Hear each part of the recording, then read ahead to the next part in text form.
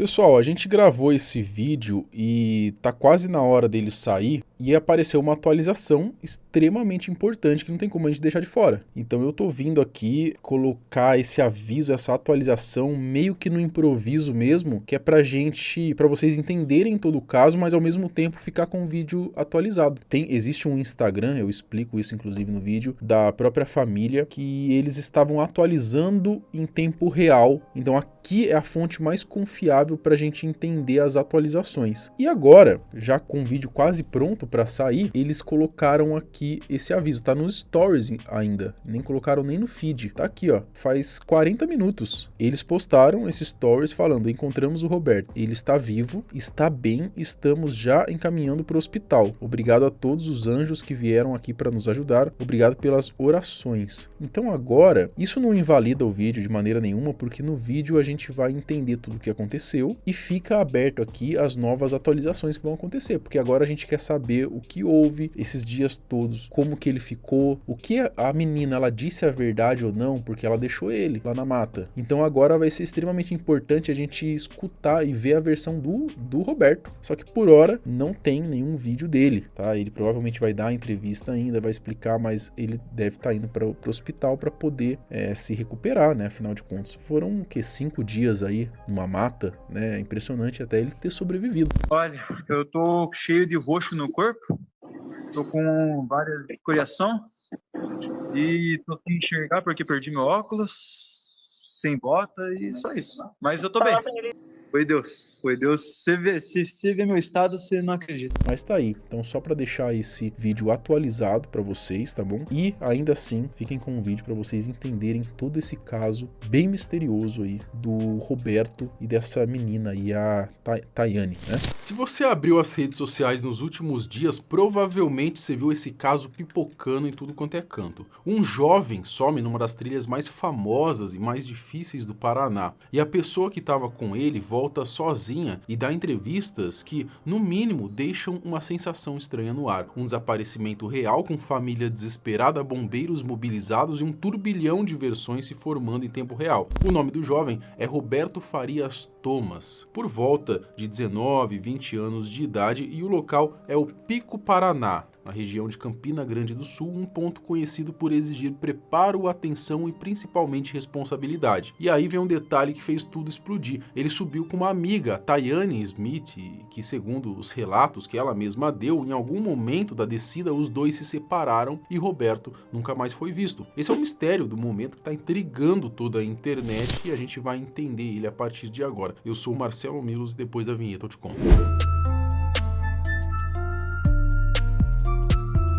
Tudo começa na virada do ano, a proposta parecia simples e até romântica no sentido aventureiro. Subir o Pico Paraná para ver o primeiro nascer do sol de 2026 lá de cima. Só que o parece simples é o tipo de frase que vira armadilha quando a gente está falando de trilha, de montanha. De acordo com as reportagens, Roberto e Tayane iniciaram a trilha no fim do dia 31 de dezembro de 2025, ou já na madrugada do dia 1 de janeiro de 2026, com o objetivo de alcançar o cume nesse período. Em algum ponto dessa história, surge um elemento que depois vai virar o centro da polêmica: o estado físico do Roberto. Há relatos de que ele teria passado mal, ficado fraco, sem pique ou pelo menos com um ritmo bem abaixo do esperado durante a caminhada. Ainda assim, eles teriam chegado ao topo, e quem já viu vídeos de trilha, quem se interage um pouquinho com esse assunto, né, sabe que o cume ali dá uma sensação enganosa de missão cumprida, só que muitas vezes o trecho mais perigoso vem depois, quando você tá cansado, o corpo já gastou energia, a atenção cai e a descida cobra o preço. E é aí que, segundo o que foi divulgado, acontece a separação.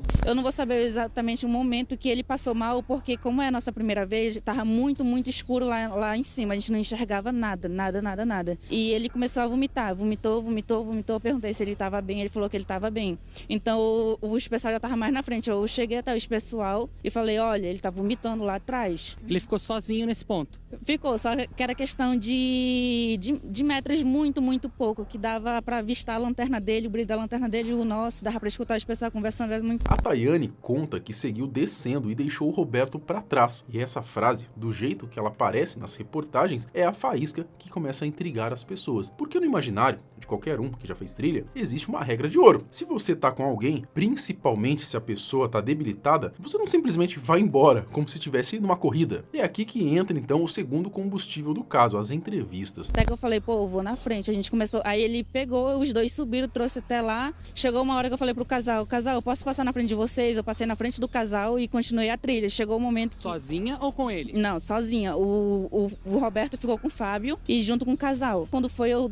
ataquei na frente. Eu ataquei na frente, subi, tava amanhecendo, tava escuro, um pouco claro. Eu ataquei na frente, subindo sozinha na trilha. Numa delas, a Tayane diz algo na linha do assumo meu erro, reconhecendo que a decisão foi equivocada. Em outra, aparece com um discurso que pegou muito mal nas redes, né? A ideia de que seguir sozinha seria do estilo de vida dela, porque ela estaria acostumada a fazer trilhas e corridas em montanha num ritmo próprio e que o Roberto estaria lento. E nesse mesmo penhasco, desceu 3 corredores com a gente.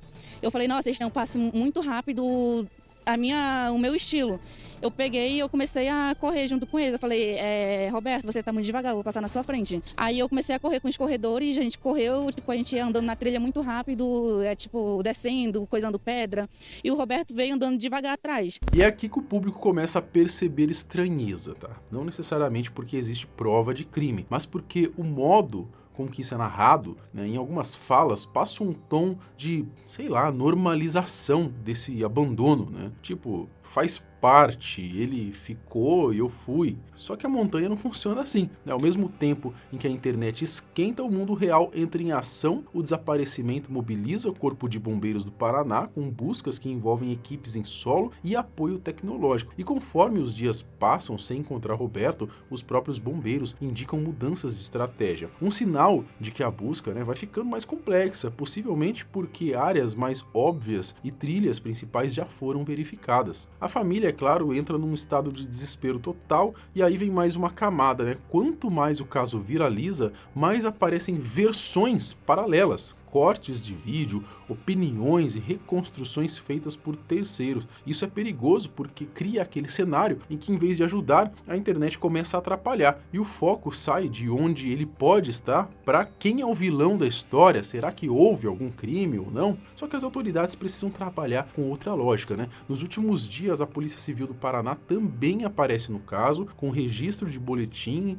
e diligências ali para entender as circunstâncias do desaparecimento e colher depoimentos das pessoas ligadas à trilha. O ponto importante, né? A própria polícia afirma que naquele momento não está tratando como crime, e sim como desaparecimento, ou seja, né, investigando para localizar e esclarecer o que aconteceu, mas sem afirmar que se houve algo ou não criminoso. Porque até aqui o que existe oficialmente é um jovem desaparecido numa área de trilha e mata, buscas em andamento, depoimentos sendo colhido, muita informação desencontrada circulando. E por que as entrevistas da Tayane alimentaram tanto, né, a desconfiança? Porque um caso como esse, qualquer detalhe acaba virando desconfiança, né? Quando uma pessoa diz ele passou mal, o público pensa, ué, então por que você não ficou lá para ajudar? Quando diz, né, ele era lento, o público ouve, ué, então você viu como alguém inconveniente e abandonou? Quando ela diz aí, tinha mais gente na trilha, a pergunta automática é, então quem que viu? Quem que ficou com ele? Houve contato? E quando não há respostas com clareza, é claro que esse vazio é preenchido com suspeita. Enquanto isso, o tempo corre e em montanha o tempo é tudo, né? A cada dia que passa sem notícias concretas, aumenta a angústia, a pressão por respostas e a tensão em cima da única pessoa que, pelo menos até agora, estava confirmadamente com ele no início e no fim da trilha, a Tayane. Bom, hoje o caso do Roberto no Pico Paraná virou um daqueles episódios que expõem duas realidades ao mesmo tempo, né? A realidade dura e concreta do desaparecimento, com família esperando um milagre e equipes procurando em condições difíceis, e a realidade barulhenta das redes sociais, onde as pessoas precisam apontar um culpado antes mesmo de existir um quadro completo. O que dá para afirmar aqui com segurança, baseado no que foi publicado até agora, é o seguinte, né? O Roberto desapareceu após fazer trilha